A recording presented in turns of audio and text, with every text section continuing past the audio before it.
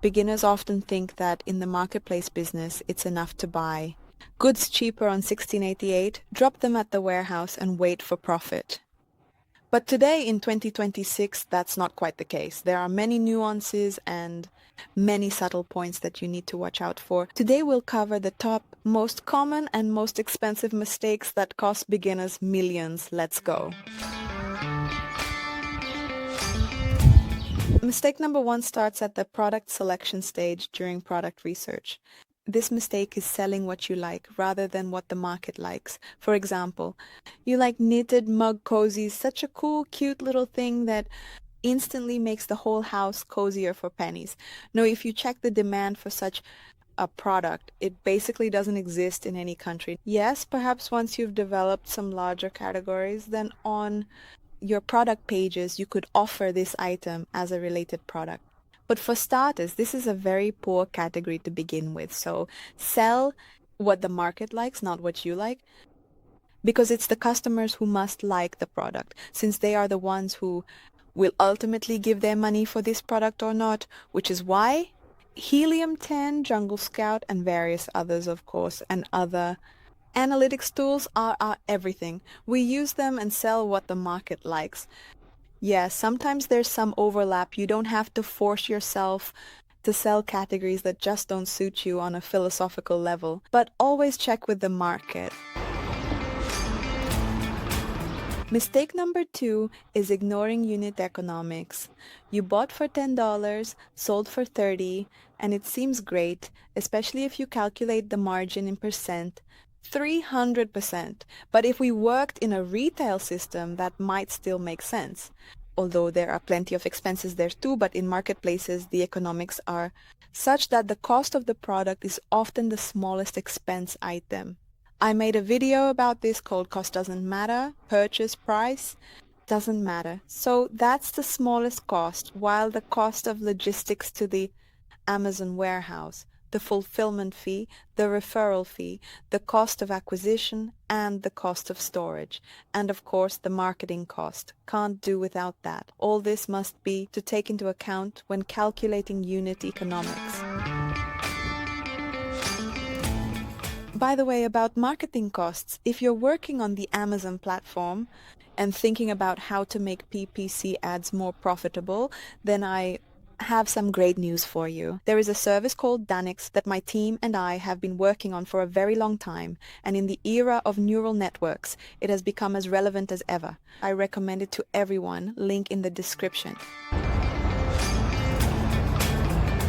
The next common mistake, and it happens much more often than I thought, is entering a saturated niche with a basic budget. If your total budget is $1,000 and you get the idea to sell iPhone cases or basic t-shirts, then it's actually a bad idea. These niches are already very developed. They've been on marketplaces for a super long time, so it's not like people just recently started buying these products online, but iPhone cases have been on the internet for 15 years, if not longer. So don't enter saturated niches with small budgets.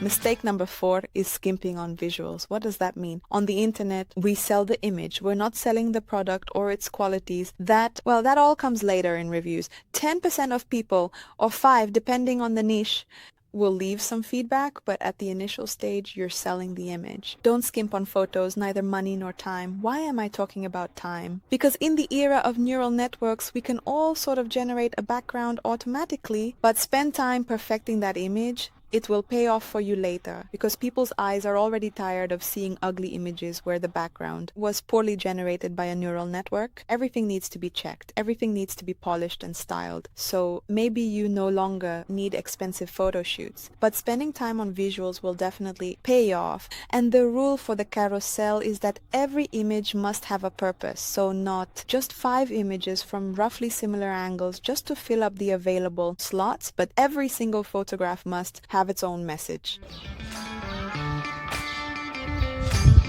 Mistake number 5 is poor SEO and descriptions right from the very start. I recommend that even before the product is in stock, you write great. Why not just show an image? There are no magic buttons yet. Here's my photo. Make all these descriptions yourself based on it. Put all the tags yourself, everything inside yourself. Take it into account and find me the right customers. This kind of thing hasn't been implemented within marketplaces yet. Well, developers will get to that, most likely. Nevertheless, for now, we are at the stage where we need to help the marketplace search engine, for example. We need to collect the semantic core ourselves, write titles, bullets, descriptions, tags. All of this is still on our shoulders. And, well, it's good there's something to stand out with. So SEO is our everything. Mistake number 6 is relying on dumping as the only sales strategy. Yes, as your main approach. It's easy to compare prices on marketplaces. On Amazon, there really is either sorting by price or the buy box is won by those products that are even 3 to 5% cheaper than the other products on this card. And dumping. This is, of course, a wonderful strategy. All customers will be delighted except for the seller. The seller will not be delighted because indeed with the current competition, it's very difficult to stand out with price. Just think, for example, where all these exclusive lines come from, like there's some children's goods store, there's a manufacturer of baby cribs, and they have an exclusive crib in some other design that's made only for this store. Where did this come from? Well, because this store got tired of receiving the same cribs. People compare them and don't buy in this store because someone is dumping them 5 to 10% cheaper, and all this exclusivity is from the message that please don't compare prices. Let me have some product that you can't just find on the internet, buy article number, sort by price, and buy in some place where it will be 5 to 10% cheaper. So this brand building, some exclusivity, some special feature. This is all in the same piggy bank that dumping cannot be in 2026, the main strategy for launching products on the marketplace market. Mistake number 7 is out of stock. Imagine you launched a product, sales took off, everything is wonderful, and then you go out of stock. Since you didn't plan everything in advance, you need to order production first, then long logistics from China. And during this time, of course, the marketplace is not interested in keeping your card. Once it's at the top, it drops it to the bottom, and then it's hard for you to start again. So don't go out of stock. Make shipment request in advance. Make your production request in advance. This is all our job. That is, our work consists of 2 stages. First, to understand what we should and when to bring to the marketplace.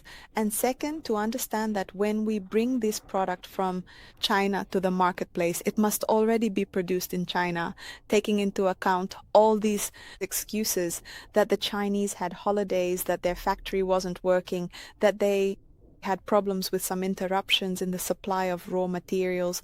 And all these excuses, the more you work with your supplier or suppliers, the more you will learn what excuses they have, how much they usually delay deadlines, and the more experience you will accumulate, and the accuracy of your prediction will increase. Therefore, out of stock is bad.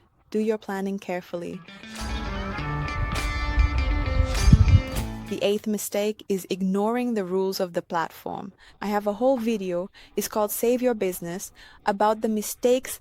For example, self-purchases, fake reviews.